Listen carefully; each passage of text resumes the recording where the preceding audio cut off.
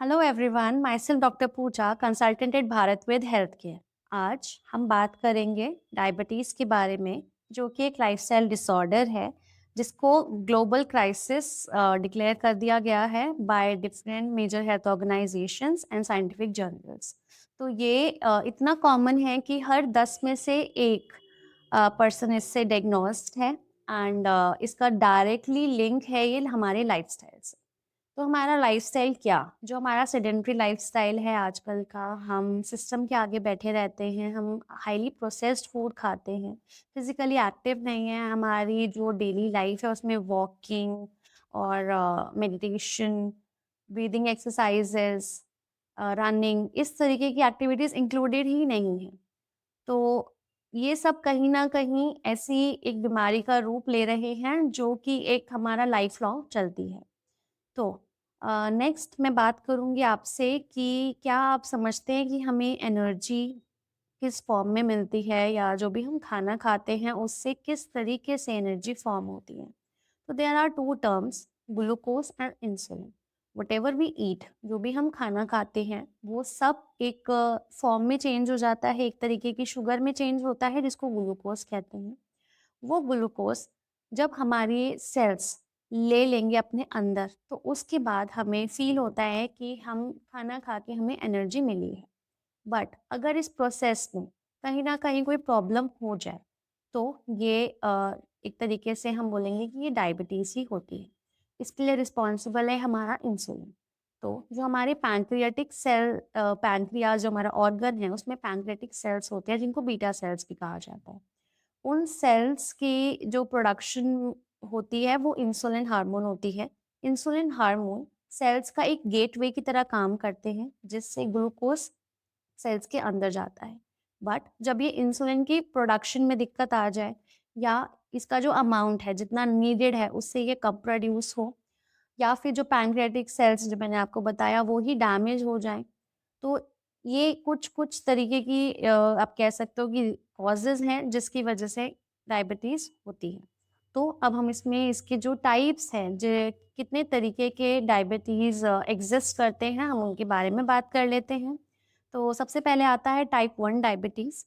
अ, ये हमारा by birth या फिर बाय बर्थ ही होता है। तो इसमें जो हमारा डायग्नोज़ होता है वो हमारा टीन एज में होता है या एडल्टहुड में होता है। इसमें जो हमारे बीटा सेल्स होते हैं, उनको इम्यूनिटी सिस्टम हमारी बॉडी का डिस्ट्रॉय कर देता है, इसलिए इसको ऑटो इम्यून डिसऑर्डर भी कहा जाता है। जब वो सेल्स ही डिस्ट्रॉय हो जाएँगे, तो इंसुलिन का फॉर्मेशन नहीं होगा। इंसुलिन का फॉर्मेशन नहीं होगा, तो ग्लूकोज़ एज़ इट इज़ हमारे ब्लड में वो उसका जो मतलब जो लेवल है, वो इंक्रीज़ होता रहेगा। इसके लिए हमें लाइफ टाइम इंसुलिन का इंजेक्शन और थेरेपी फॉर्म में हमें वो इनटेक करना पड़ता है। नेक्स्ट हमारा आता है type 2 diabetes. Type 2 diabetes is the most common type of all kinds of diabetes. तो इसका जो डायरेक्ट लिंक है वो है हमारे लाइफ़स्टाइल से। इसमें हमारी जो बीटा सेल्स हैं पैनक्रियाज़ के, वो इंसुलिन फ़ॉर्म कर रहे हैं, but still due to insulin resistance जो हमारे सेल्स हैं वो रिस्पॉन्ड नहीं कर रहे इंसुलिन हार्मोन को, जिसका रिजल्ट ये होता है कि ग्लूकोज अपटेक नहीं हो पा रहा है सेल्स में। तो even after eating so much of food, the person doesn't feel satiety, उसे फील ही नहीं होता कि उसका पेट भर गया है। तो इसके लिए हमारे different type of medications are used, and in some cases preventive care is also followed by some people so that it doesn't develop into a proper disease. Third, इसका जो टाइप है वो है गेस्टेशनल डायबिटीज। ये particularly हमारा pregnancy में देखा जाता है, एंड ये 24 वीक्स के अराउंड डायग्नोस होता है। तो इसमें जब हमारी प्रेगनेंसी टर्मिनेट हो जाती है, तो ये कुछ केसेस में अपने आप रिज़ॉल्व हो जाता है, बट कुछ केसेस में ये हमारा नियर फ्यूचर में जो लेडी होती हैं, वो काफ़ी प्रोन हो जाती हैं वो type 2 diabetes if she doesn't take care of her lifestyle. इसके बाद हम 4th टाइप के बारे में बात करेंगे, जो है हमारा pre diabetes. Pre diabetes it is not a complete form of diabetes but is a warning sign, जिसमें अगर हम अपना लाइफ़स्टाइल रिवर्स कर लें, तो डायबिटीज नहीं होती। फिफ्थ, हम इसका टाइप जो बात करेंगे वो है LADA, that is latent auto immune diabetes in adult. ये कहीं ना कहीं मिमिक करता है टाइप 1 डायबिटीज को, but is a slower process. इसमें भी जो हमारा इम्यूनिटी सिस्टम है वो बीटा सेल्स को डिस्ट्रॉय कर देता है। It's a very rare condition. Next हम बात करेंगे नेक्स्ट टाइप की, जो है हमारा MODY। इसमें आ गया हमारा maturity onset of diabetes in young. ये एक फैमिली लिंक्ड डायबिटीज हम इसको कह सकते हैं। अगर किसी की फैमिली में ये डिजीज ऑलरेडी एग्जिस्ट कर रही है तो इन लाइक यू कैन से एडल्टहुड में ही काफ़ी पेशेंट्स प्रोन हो जाते हैं डायबिटीज़ की due to genetic connection. Next हम बात करेंगे पैंक्रेटोजेनेटिक डायबिटीज़। इसमें हमारा जो पैंक्रियाज है वो डैमेज हो जाता है ड्यू टू इन्फ्लेमेशन और ड्यू टू सर्जरी और due to some kind of medication.